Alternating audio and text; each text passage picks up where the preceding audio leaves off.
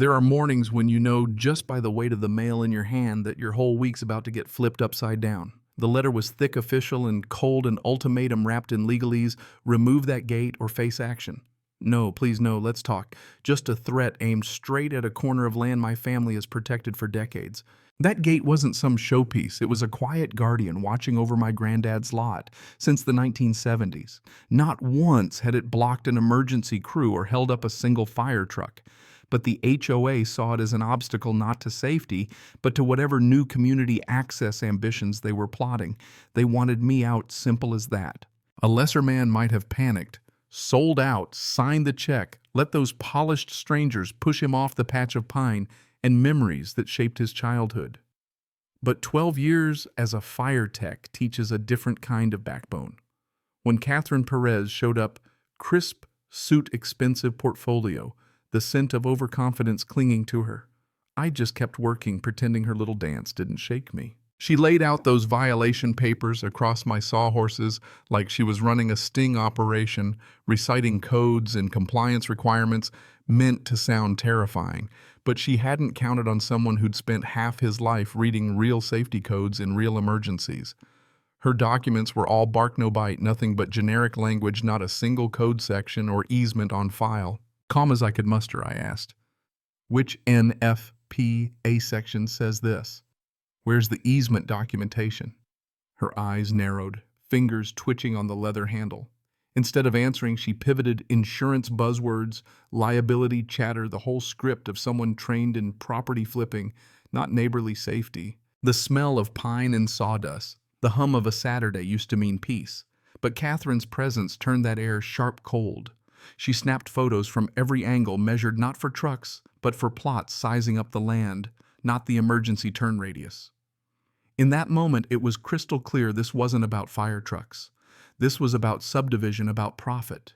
That afternoon, I bolted simple motion sensors onto fence posts, nothing fancy, just a warning for when the snooping would start after dark. Sure enough, 2 a.m. A red light flickered in my room.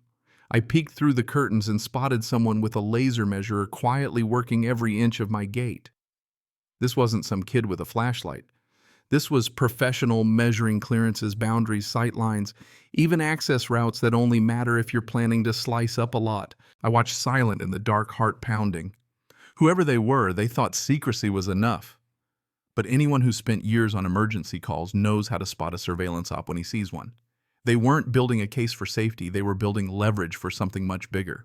Morning brought a new kind of worry. Sarah Chin called, voice soft but strained. Justin, Catherine says we could lose insurance if ambulances can't get through. Genuine concern rooted in her heart condition, twisted into a weapon by Catherine's scare tactics. Those weren't words Sarah would use. Someone fed her those lines to rattle neighbors. So I started driving, watching the patterns bloom. 2 houses that just sold were suddenly occupied but hardly lived in. Minimal furniture landscaping teams working in sync, the look of temporary setups, not homes. Then came Tom Wilson and Dave Foster, retirees, supposedly both instantly cozy with Catherine's committee, both parroting identical emergency access worries.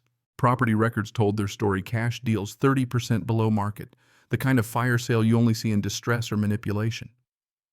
Both men used the same burned-out office address as employer, a place I'd seen gutted by fire months before. The puzzle pieces snapped together. Catherine was orchestrating, planting, and manipulating, not protecting. By then, I knew the only way out was through. I called up Rebecca Martin, retired property lawyer, sharp as a tack, quick with practical advice. Overdo it, she said. Out-compliance them and document every word, every move. So I did. Professional upgrades, floodlights, Knox boxes, motion-activated cameras, every legal standard not just met, but crushed. What Catherine didn't realize was that I'd turned my gate into a recording studio for evidence, not just a defense. Neighbors noticed their approval was genuine, unlike the forced consensus Catherine was piecing together. Sarah, eyes full of relief, ran her hand over the new gate system. Now this is real safety, she said. The upgrades gave us all more than security, they gave us the proof we needed. The mics caught everything. Catherine scoping the property for subdivision. Michael Stevens, her so-called county inspector, fumbling credentials, stammering through regulations that didn't exist, caught in 4K. Calls to the county confirmed my suspicions. He wasn't on any payroll, never authorized to inspect anything. Rebecca's contacts traced the money. Catherine's LLC paid Michael for consulting, and the camera caught them plotting the next phase. If access compliance failed, they'd gin up environmental violations, soil wetlands contamination, anything to create a crisis. It became bigger than my property. The evidence showed a campaign targeting inherited lots using fear-fake authority and planted neighbors. We rallied the real neighbors Sarah hosted. I presented photos, recordings, bank records, maps, truth laid bare, and for once outrage became unity. Catherine called an emergency meeting, hoping to regain control. What she didn't expect was that her audience would arrive, angry, armed with proof. As she launched into her pitch, I dimmed the lights and ran the surveillance tape manila folders, fake inspections, payoff memos, every whispered strategy exposed. The room shifted, anger, then grim satisfaction as deputies arrived to serve the warrants. Catherine's empire collapsed overnight. Michael's badge got him a felony charge. Wilson and Foster outed as plants confessed. Pine Lake formed the Heritage District mandatory verification for every compliance claim, a community FAQ posted right by my gate. Property values soared. Families stopped looking over their shoulders, and Sarah, once a pawn, became a leader, teaching everyone how to spot a scam. Catherine got 18 months and had to pay restitution. The others did community service. And my gate still standing, stronger than ever. Looking back, I see the lesson clear as day. Sometimes the only way to defend what's right is to prepare so well they can't twist the rules against you.